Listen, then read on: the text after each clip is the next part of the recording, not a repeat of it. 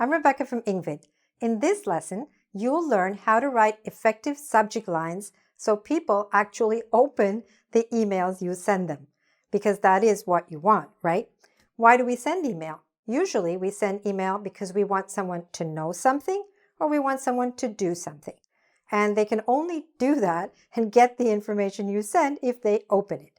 So this lesson will show you how to write the subject lines that help your emails get opened. Now, of course, when you write to your family or friends, they're going to open your email because they love you, they like you, and they want to hear from you. But what happens in more business-like situations or more formal situations? There, you have a lot of competition. If your email inbox is like most people's today, you're probably getting, 60 to 100 emails a day. Now, if you're a manager, they're getting about 200 to 300 emails a day. And high-level executives are getting 500 to 700 emails a day. So if you're trying to get through, if you're trying to get a job, if you're trying to make an application or a proposal, and you want your email to be open, you need to get attention. You need to grab their attention when there's so much competition in that inbox, right? So in this lesson, I'm going to show you an easy way to set up your subject line so that it can get the attention that you want. All right? Now, before we go any further, let me just make sure that you know what I mean by a subject line. So when we write an email, there are three parts to it, right? There's the to. So what are you going to put there? You're going to put the name of the person or the email address of the person that you're sending the email to. That's the recipient. Then there's the subject line, the little short summary of what you're going to write about. That's called the subject lines. It tells the person what you're writing about or why you're writing, okay? And last is your actual message, all right? So there are three parts. So in this lesson, we're focusing just on this because this is the only thing that is seen on mobile devices or also in your inbox, right? And based on that, you decide whether you should open it or not. All right. Now, if you weren't sure what to write, or if you're thinking very casually, or you just really didn't understand that it was so important to write an effective subject line, you might have written or seen subject lines like this, which are actually pretty useless in the business situations or business context, okay? For example, hi, or hello, good morning, how are you? That doesn't tell us anything, right? Doesn't say anything about why you're writing. Or re with nothing written after it. Re is actually short for regarding. And you're supposed to put something there. If you don't put anything there, then it doesn't say anything. Ref is short for referring to or reference something. Again, if you have nothing there, it doesn't mean anything. Some people write, Dear Fred. Well, if you're writing to Fred Jones, then Fred knows that you're writing to him. You don't need to repeat that in the subject line. It doesn't tell him anything. Or you say from Mary. But if you're writing and your name is Mary, your name is already there. You don't need to repeat that either. Or some people just don't know what to write, so they don't write anything. So automatically it just says no subject. And that's not going to help you at all. What will happen if you write email like this in a business context? It's very likely that your email will either be deleted or ignored, most often, or just lost in that sea of emails that keep coming in to our inboxes and flooding our inboxes every day. And most important, it will stay unopened and unread. And whatever you wanted to communicate didn't happen. So now I'm going to show you what to do to make sure or to increase your chances of your email messages being opened. So here's a simple system you can follow to write more effective subject lines. I like to call it the SIS Principle. Okay? Why SIS? Because it should be short, informative, and specific. SIS. Now, that doesn't mean you write 3 subject lines, but you think through it this way in order to come up with the last one. Let's go through some examples so you understand, okay? So, first, short. what's the key message? What's the key word here? What's it all about? It's a meeting, let's say, okay? Then make it informative. Give them some more information about the meeting. Which meeting? Where? What? June 7th meeting, okay? Now you've made it informative, all right? Next, make it specific. What about that meeting? Why are you writing about the June 7th meeting? Tell them. Cancelled, then put a colon, June 7th meeting. Now, even if somebody's really in a hurry, you will have conveyed a very important message to them in your very effective subject line, okay? Because you said so much. You see how this is so much better than where we started? But even this is so much better than just saying hi or good morning or dear John, all right? So let's look at some more examples like that, okay? And try to think this way so that we come up with the best one here. Short, informative, specific. So let's say you ordered something from Amazon, but when it got to you, you ordered a glass bowl, and when it got to you, it was broken, all right? So you have to write to ask for a refund. So, short, what's it about? Your order. Informative, Amazon order number 625, okay? You're giving a little more detail there. And now, specific, what about it? What about that order? Refund, Amazon order 625. Now, when Amazon receives that, they're going to know which department to send it to for the refund. Okay, and it's also more effective because they can find your email more easily because you've said why you've written, you've given the order number, and it's much easier for them to reference it and to find it and to search for it if necessary. All right, let's look at this situation. This is let's say in a university, you want to meet your professor, okay? Because you want to discuss something to do with your thesis.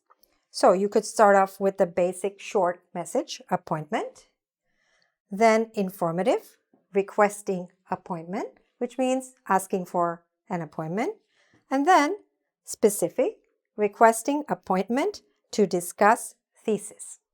Okay, now you might have noticed that here I wrote the word appointment, okay? But here I said APPT.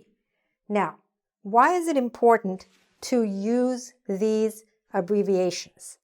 Because when I say short, I mean really short. Today, a lot of people are reading their emails on mobile devices. So what happens? You have very little space, very few words that you can use to convey this information, right? It's basically on mobile devices about 3 to 5 words, that's it, that shows up, or 25 to 30 characters. Characters mean specific letters plus the spaces, okay? Those are characters. And if it's in a regular inbox or on your computer, you might see 5 or 7 words or about 50 characters. So you really want to keep it short, all right? So whenever you can, use a conventional abbreviation. It will help, all right? Let's look at some more examples. All right, so let's pretend you're applying for a job.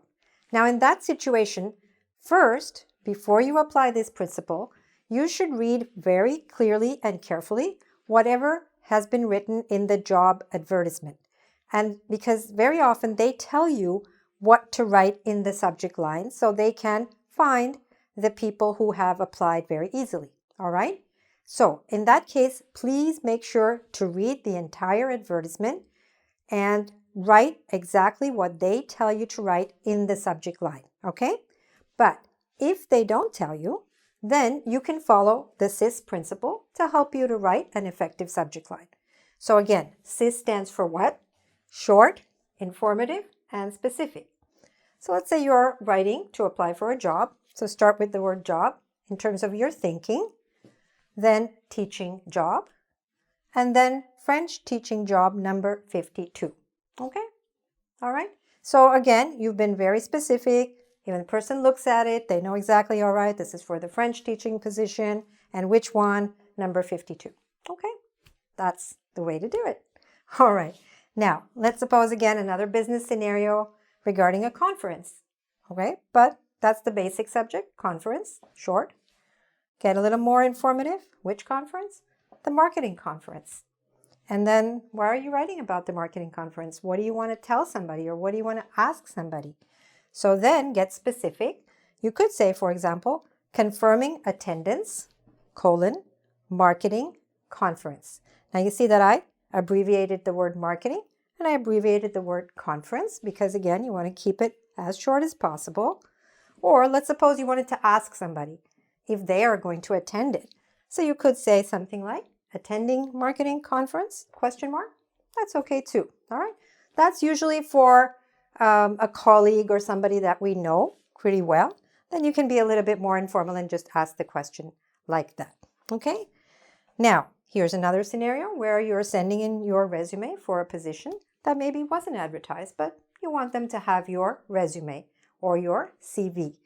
So you could start with the idea, resume, then get a little more information into it. Receptionist resume, that's the position, receptionist that you're looking for. And then receptionist resume, and John Grant. Now, you're asking me, but you told me not to put my name because they know my name. Yes, in general, it's true. Don't write your name. But when you're sending in your resume, I strongly recommend that you do put your name so it can be found, so it stands out, so people see your name, so people remember your name very clearly next to this subject. Okay? So in that particular case, do put that. Next, I'm giving you lots of vocabulary that you can use for these kind of subject lines. So here are some verbs and some nouns that you can use and that will save you time when you're trying to write that very effective subject line. Okay? Here we go. Cancelled, postponed. What does postponed mean?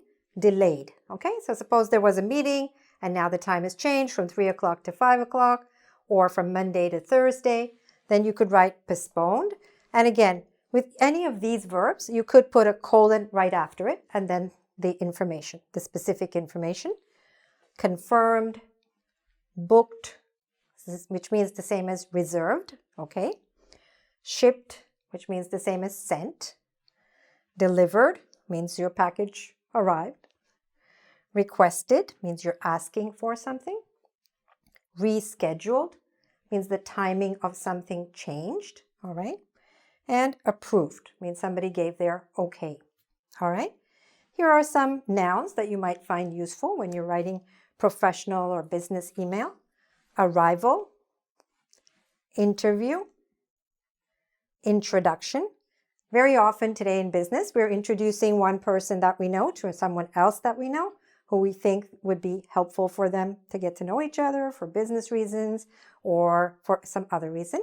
So we introduce them. So you can write introduction, you can put a colon, and you can put the name of the people or the person. Referral, again, sometimes you're referring somebody or recommending somebody for a position or for a job. Follow-up, it's a very good idea after your interview, for example, to write a short email to say thank you. And you could say follow-up interview January 20th or something like that. Okay, just a little thank you, a little follow-up so they remember you. Okay, and that can score you some good points. All right, inquiry in case you're asking information about something, or proposal, okay, in case you're making a proposal to a company regarding something. All right, so those are some vocabulary words that will help you. And besides that, let's just go over a few more points so that you can really zero in and write the best subject lines possible. So sometimes you'll see that people write important or urgent, right? Now, of course, when it is important or urgent, then use it, but don't abuse it. Don't use it all the time, because after some time, nobody will pay attention if you write important or urgent, okay? So only use these words when something is really important or urgent. All right, next, do not write in all caps or all capital letters. So I wrote no all caps, because when you write in all capital letters, then it's like you're shouting at that person. It's too much, okay? So just don't do that, even if it's important or urgent. Very rarely they will write important in all caps, okay? But at the most then. Next, what happens if you are replying to someone, okay? Because you say, yeah, Rebecca, sometimes I'm writing the letter, but sometimes, lots of times I'm replying, right? Sure. So what happens then? Then you just hit reply, and whatever subject line that person wrote to you is now going to continue with a re before it. So let's say that person wrote proposal, okay? He didn't watch this lesson, so he doesn't know how to write a really good subject line. You do. But suppose initially he said proposal. When you reply, it will say re ... which is colon, proposal. And it'll keep going like that every time. And it'll say re. Now, after a while, what are you going to do? Sometimes there are 17 messages from that one subject line. Is that effective anymore? Not really. So what should you do? Well, you can do one of two things. If the subject you're talking about is still the same, then you can keep that subject line. Okay, so everybody can find the email related to that subject. But once the subject starts to change away from proposal and you start talking about the marketing conference or some other subject, then change it. Change the subject line so that later you and that other person can find the email related to the real subject you're now discussing and not to the original subject that you started off discussing. Okay? So that's kind of the rule you can follow. All right. Now, when should you write your subject line? Should you write it before you write the email or should you write it after? There are advantages to both. Usually I recommend that it's helpful for you to write it before because it helps you to focus on the content of your email. But after you finish the email, just make sure to go back and check that the subject line is still about what you wrote, because sometimes when we start writing, we write more than we had planned to write. So if there's more, then maybe you want to go back and modify or slightly change your subject line to match the content of your email. All right. And last, remember again to keep it short, informative, and specific. All right. So that you can get that job, get that customer, and get that next opportunity and make the most of it. Okay. Now, if you really want to master this process of writing effective subject lines, go to our website at www.engvid.com. There you'll find a quiz on this subject. Of course, you'll also find about 1,000 other lessons on all kinds of subjects that have to do with English. So you can look around there as well. And subscribe to my YouTube channel for lots of other useful messages and lessons in English that will help you to learn English faster and more effectively. Okay, thanks very much for watching. I know you care, and I know you're going to make a big difference in your English. Bye for now.